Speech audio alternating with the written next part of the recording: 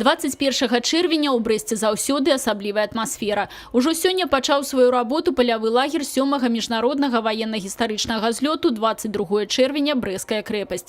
Ён размясціўся на тэрыторыі кобрынскага ўмацавання цытадэлі. Тут узноўлены быт ваеннага часу. Тых, хто лічыць святым абавязкам прыехаць у Брэст у сумную дату, нямала. Сёлета ў рэканструкцыі гістарычных падзей чэрвеня 41-га прымаюць удзел каля 500 чалавек. Акрамя беларусаў тут прадстаўнікі России, Польши, Украины, Казахстана, краін Прибалтики и нават з Японии и Китая. Основная цель – это не сделать шоу. Мы хотим показать мерзость войны, насколько это недопустимо.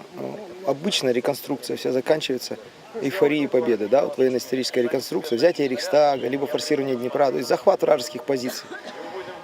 У нас этого нет. У нас основная наша цель – это трагизм. И сделать так, чтобы те зрители, которые в начале, может быть, где-то с улыбкой на это смотрят, в конце просто молчали. Мы просто обязаны сохранить память о наших родственниках, дедах, прадедах и тех, кто сложил голову за нас, для того, чтобы мы могли свободно, как говорится, и дышать, и смотреть, и идти. У 17 гадзін распачаўся парад удзельнікаў рэканструкцыі ад сцен Брэсцкай крэпасці па вуліцах Зубачова, Гоголя і да Савецкай. Тут будуць працаваць інтэрактыўныя зоны, фотадакументальная выстава, выстава уніформы і экспанатаў Вялікай Адчыннай вайны. Адбудзецца музычна-паэтычная праграма, здавалася, што наперадзе ўсё жыццё.